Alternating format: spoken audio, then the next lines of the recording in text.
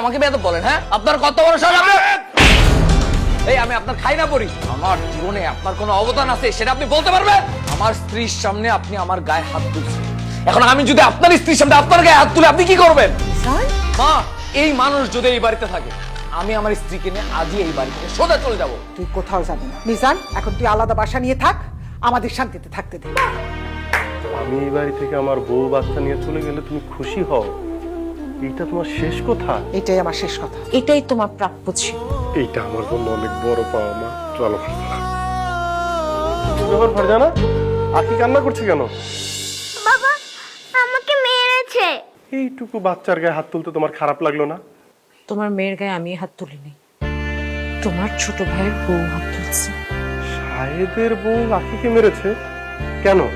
তোমার মেয়ে নাকি চুরি করছে, এই জন্য তোমার ভাইয়ের বউ আমার মেয়ের গায়ে হাত তুলছে। শাহেদ, শাহেদ, এই শাহেদ! কি ব্যাপার, এত হাউকাউ করে চিল্লাপাল্লা করে আমাকে টাকা দিয়েছেন? আমি তো বাসা দিয়েছেন। যায় না, আখির গায়ে কেন হাত তুলেছে? আপনার মেয়ে চুরি করছে, এই জন্য আপনার মেয়েকে হাত। এইটাকে চুরি করা বলে না ডায়না। আমার বাচ্চা মেয়ে বাসার মধ্যে চকলেট পেয়েছে, সেই চকলেট খেয়েছে, যেই চকলেট এনেছে তার চাচা। তোমাদের দৃষ্টিতে যদি সেটা অন্যায় হয়, তাহলে আমি ছিলাম, আমার স্ত্রী ছিল, তোমরা বিচার দিতে পারতা। আপনাদেরকে কি বলবো? আপনারা চোর বলে তো বাচ্চা মেয়েটাকে চোর বানাইছেন। এই বেয়াদব, আর একটা উল্টাপাল্টা কথা বলবে না। আমাকে আর আমার স্বামীকে অপমান করে আর একটা কথা বললে না, আমি তো জিভ টেনে ছিঁড়ে ফেলবো। খালি তোমার গায়ে একটু হাত দিয়ে দেখুক না কেন, ওই হাতটা আমি মোচকে একদম ভেঙে ফেলবো। আমার হাত ভাঙবে আয় না, একদম থাপড়ায় তোর গালে চুপ করে দাদা। আমি যদি না ফালাই দিছি, আমার নাম ফারজানা না, বেয়াদব একটা। আপনার কত বড় সাহস, আপনি আমাকে বেয়াদব বলেন? হ্যাঁ, আপনার কত বড় সাহস? মা, মা, মা! তোমার বড় ছেলে কত বড় সাহস আমার গায়ে হাত দেয়? মিজান, তুই শাহেদের গায়ে হাত তুলছিস? তার আগে মা তুমি আমাকে বলো, তুমি মুরব্বী বাসায় থাকতে আমার এইটুকু বাচ্চার গায়ে তোমার ছোট বউ কি করে হাত তোলে? ও চুরি করছে, চাচি হিসেবে ডায়না শাসন করছে, এটা তো ভালোই করছে। এই শাসনটা যদি না করতো, আজকে বাসায় চুরি করতেছে, কালকে অন্যের বাসায় চুরি করবে। শাসন করছে বলে ও শিক্ষা হয়েছে, এই কাজ আর জীবনেও করবে না। তুমি কার কাছে বিচার দিতেছো? হ্যাঁ, তোমার মাও তো আমার মেয়েকে চোর বানায় ফেলছে, কার কাছে বিচার দিতেছো তুমি? তো চুরি করছে এখনো বাঁচায় রাখছো কেন? চোর ধরা পড়ছে, চোর মাইরে ফেলার নাই কেন তোমরা? সবাই মিলে চোর মেরে ফেলো।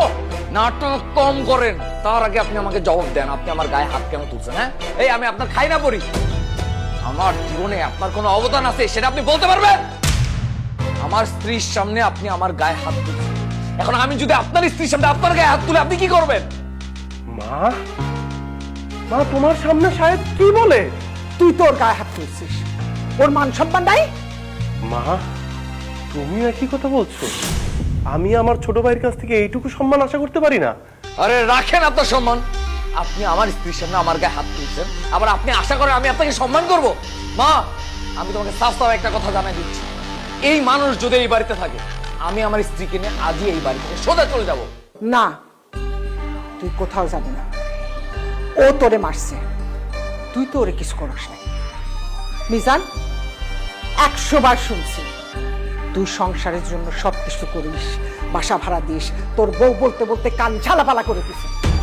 তুই অনেক করছিস, আর কোনো দায়িত্ব পালন করতে হবে না। এখন তুই আলাদা বাসা নিয়ে থাক, আমাদের শান্তিতে থাকতে দে। মা, আমি এই বাড়ি থেকে আমার বউ বাচ্চা নিয়ে চলে গেলে তুমি খুশি হও? এইটা তোমার শেষ কথা? এটাই আমার শেষ কথা। বাহ, এটাই তোমার প্রাপ্য ছিল। জানেন না, আমি অনেকবার আপনার ছেলেকে বলছি যে চলো, মা যেহেতু আমাকে সহ্য করতে পারে না, আমাকে পছন্দ করতে পারে না, আমরা আলাদা বাসায় নিয়ে নিই।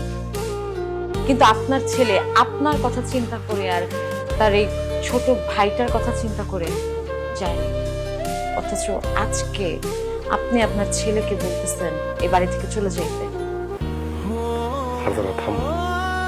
মা, আমি তোমার আগেও বলছি যে তোমার প্রতিটি কথা আমার জন্য আদেশ। আমি যদি এই বাড়ি ছেড়ে আমার বউ বাচ্চা নিয়ে চলে যাই, আর তাতে যদি তোমরা সুখে থাকো, শান্তিতে থাকো, এইটা আমার জন্য অনেক বড় পাওয়া মা। চলো।